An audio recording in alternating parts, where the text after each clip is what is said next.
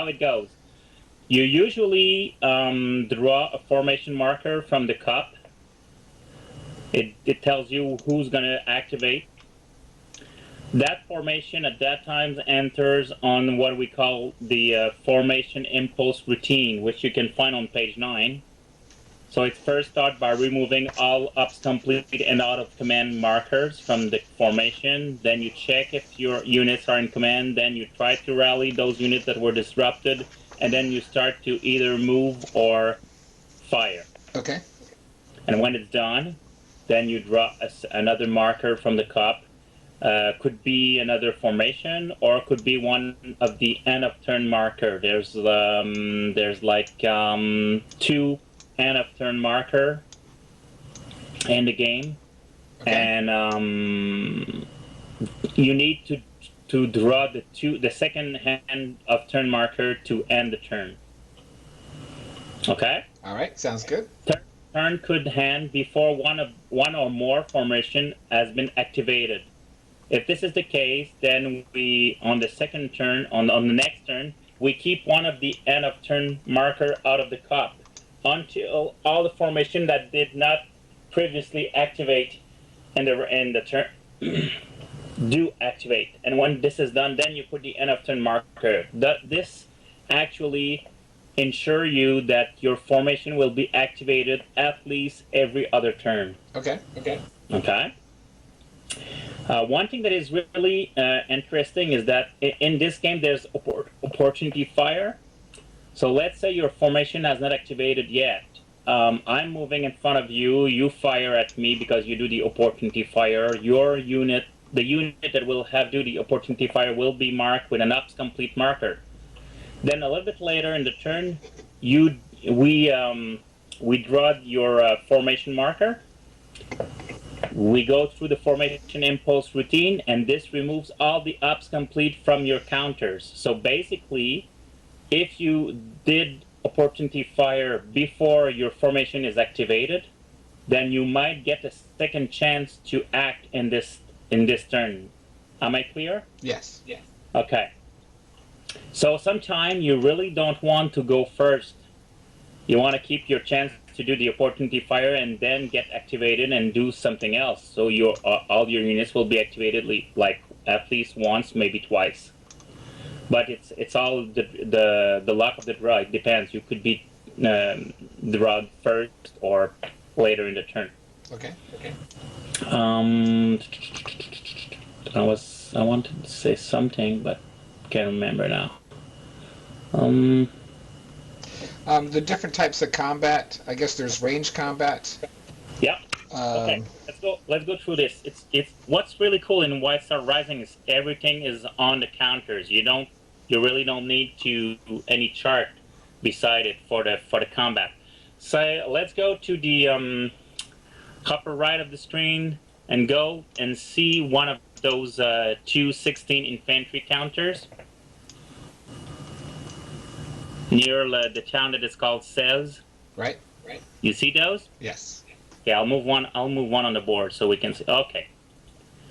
This unit is an soft target.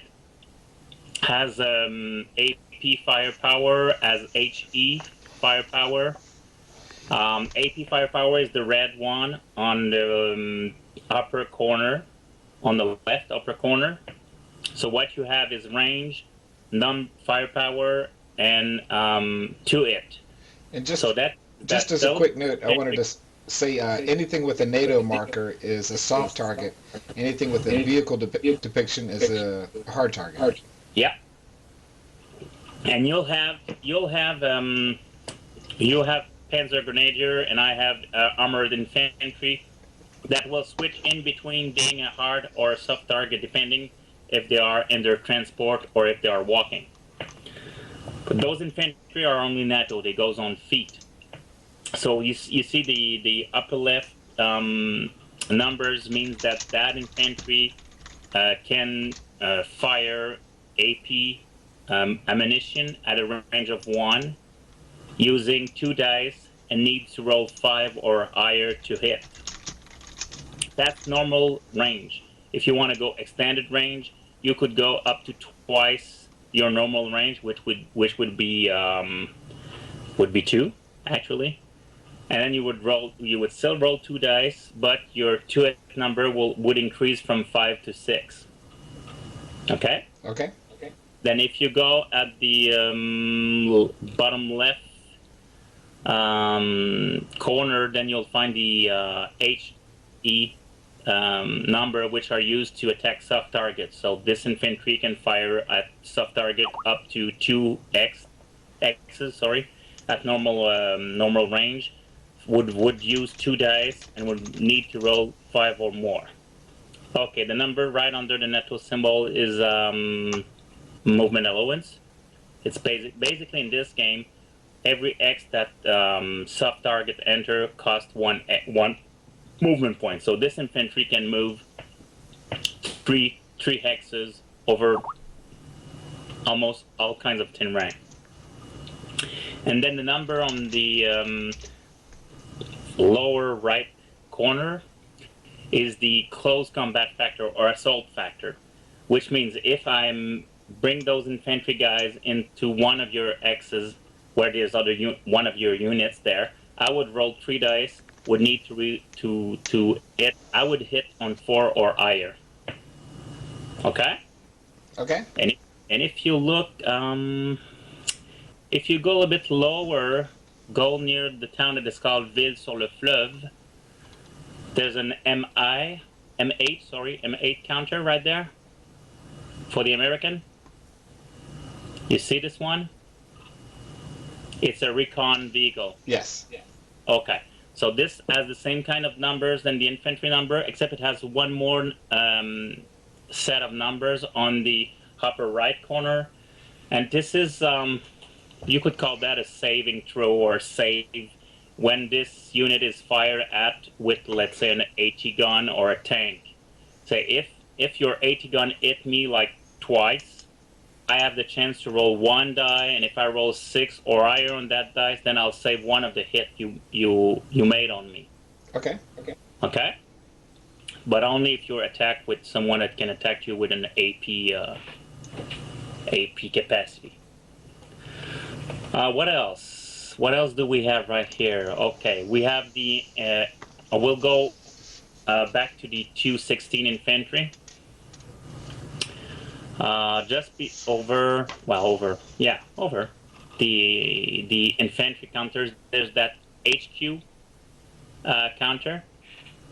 HQ counter. You'll find the morale of the old formation is on the right corner. It's 6. So when you're called for a morale check, or if you try to rally, you have to roll 6 or less on your die. HQ number has also leadership bonus. We could call that. On the other side, so on the upper left corner, it says it's a 2. So this you could use to help your troops to rally, or you could also use this to help your troops firing. It increases the number of die you roll. So say one of your infantry is stacked with the HQ and is firing at a soft target. There you would roll 4 dice. Because your infantry is allowed to roll 2 dice against soft target, and your HQ add 2 more dice. Okay, so that would be 4. And the lightning bolt is the command range of your HQ. So all units that are inside 4 hexes from the HQ are in command. And right under the NATO symbol is movement allowance for the HQ. Okay. HQ can never be alone. They always have to be with one of the unit of their formation. They cannot be specifically targeted, but they can suffer some consequences if the unit they are stacked with are hit or eliminated. That's about it. So there's subordinate HQs that can come into the game. Does this scenario have one? I don't think so. Okay. Let me just go back. Subordinate.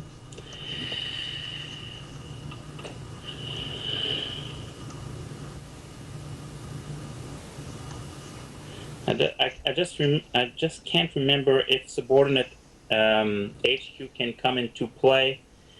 I think they can come into play if your HQ is Eliminated, right, exactly. If you go on page 6, rules 1.3.2.3,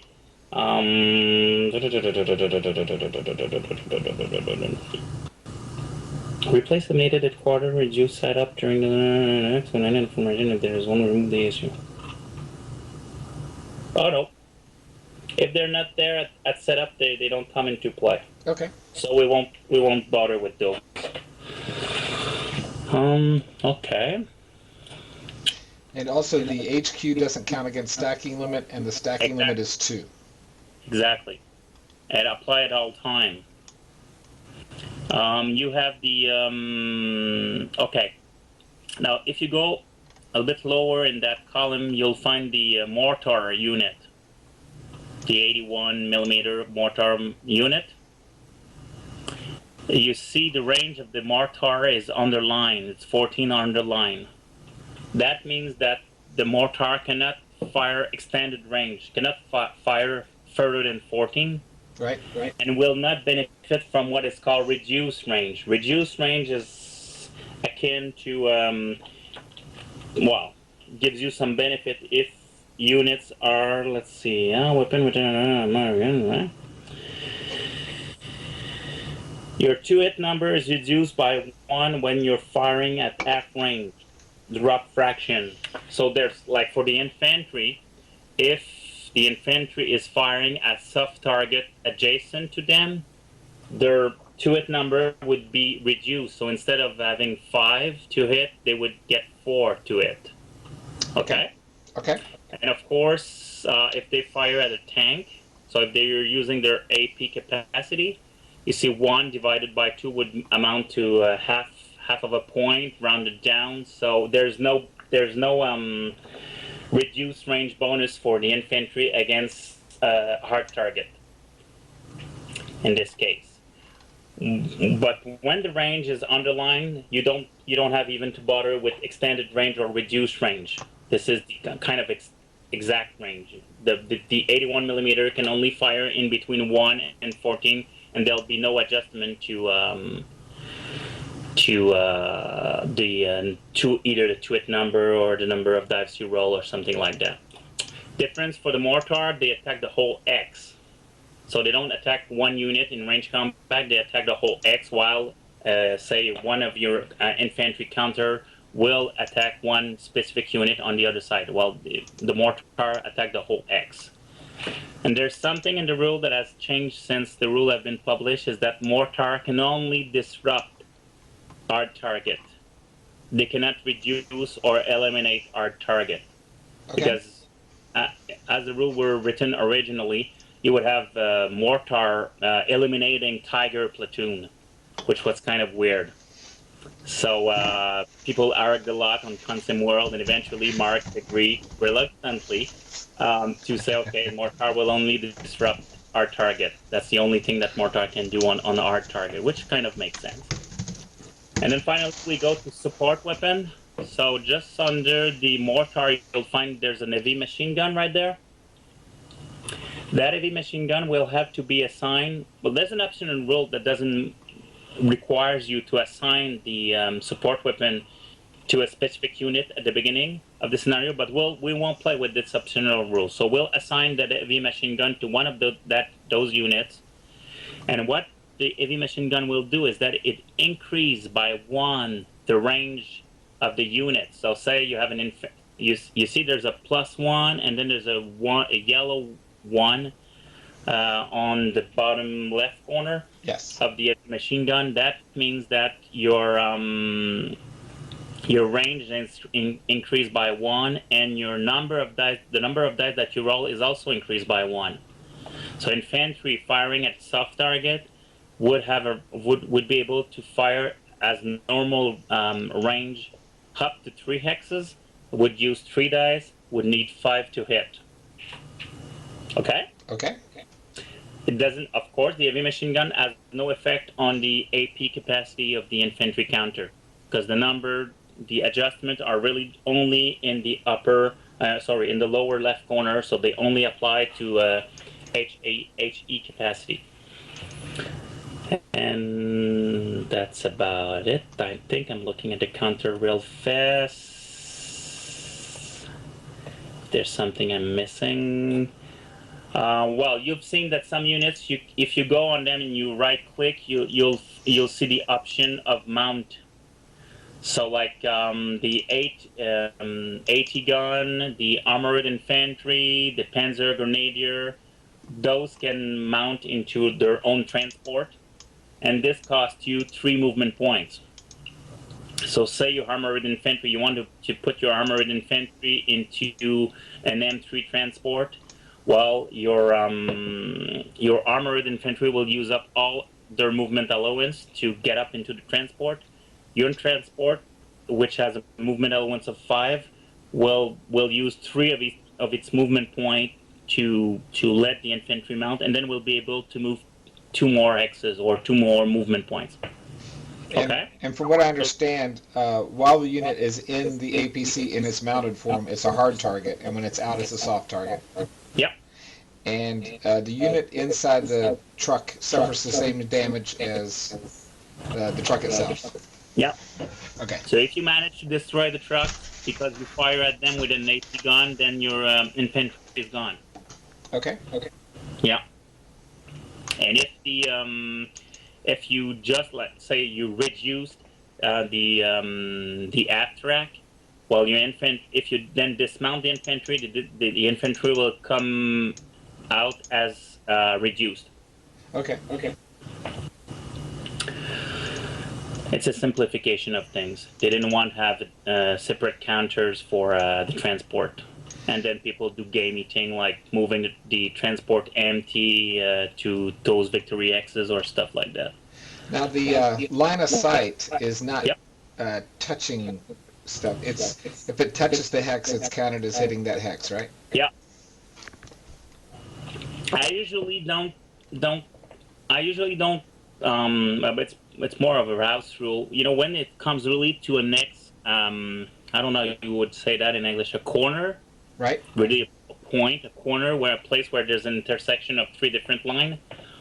I usually don't say that they're really affected by the X, but if they go along the X spine or if they go through any part of the X, then they are affected. And I just noticed the X H12 on map A.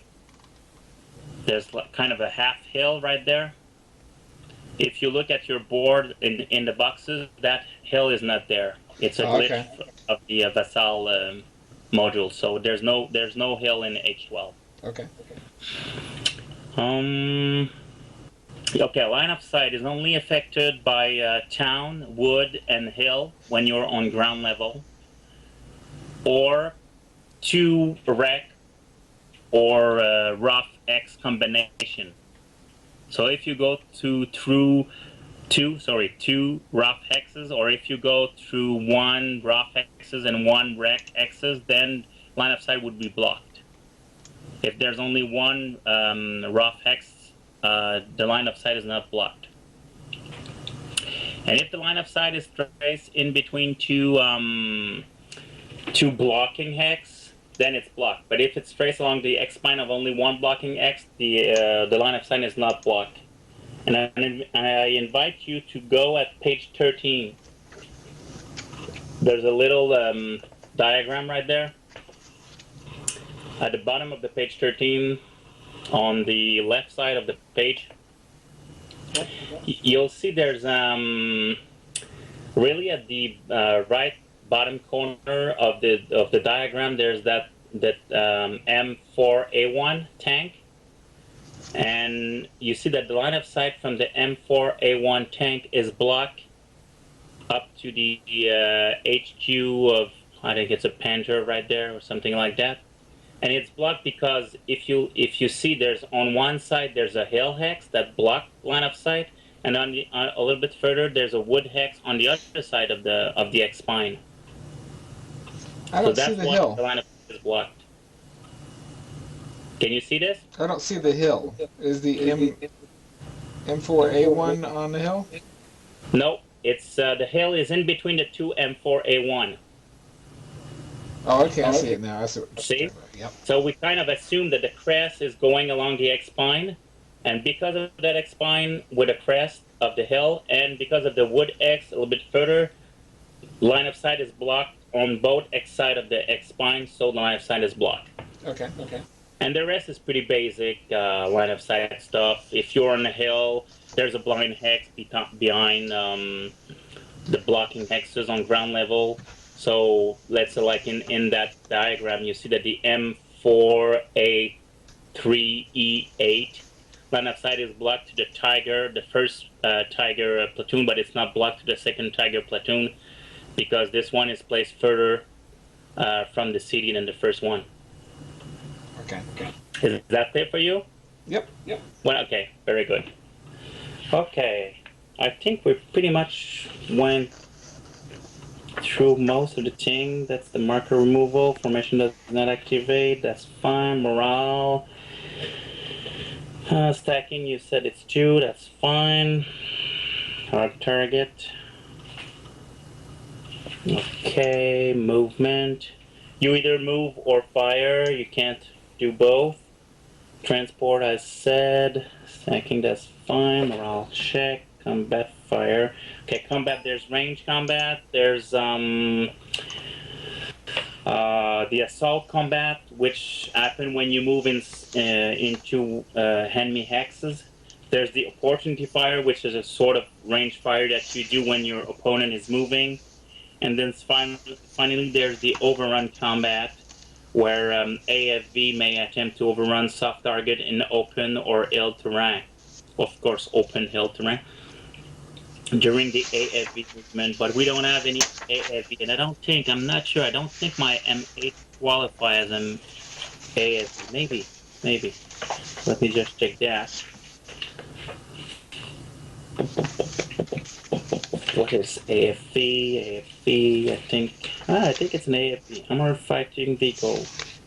Orange in profile. Any counter with only a picture of a vehicle in the counter is considered an armored AFV. Yeah, well, my M8. No, your M8. Sorry, you're American. Your M8 is an armored fighting vehicle, so you could try to overrun my soft target in open terrain or open highly terrain. Is that how you say that? Highly or illy? Elite. Hilly? Okay. And overrun. Attempt to overrun. You declare your intention. You move through the hex. You pay 1 extra movement point, and you need to have at least enough movement point to get out of the hex after the overrun. And if you do that, you triple your assault factor. So, like on the M8, the assault factor is 2. So if you overrun me, you would roll 6 dice instead of 2. You need to roll 5 or more. I get to counterattack you, and that's it. Now we apply the hits, and you overrun the X. You don't overrun, if I'm right. Now we'll set apply the hits. Yeah, exactly. You would overrun the X, the whole hex.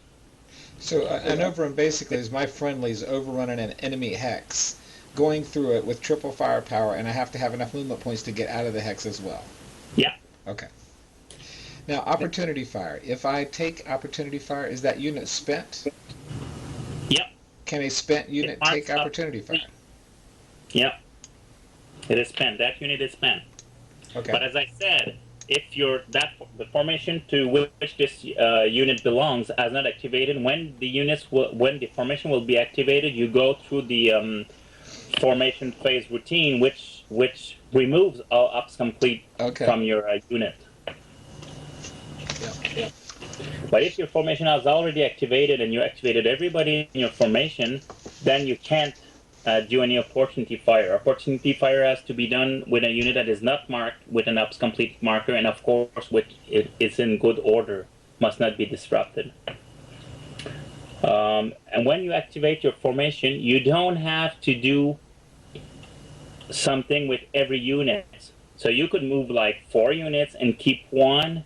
Say, hey, I'm gonna keep this one to be able to do opportunity fire later in the turn. Okay. So you don't mark it ops complete. and then you'll be able to at least use it later in the turn on opportunity fire if you want to do this. Assault combat I explained. Assault is considered simultaneous. So we go in the X, we roll our dice, and then we apply the result.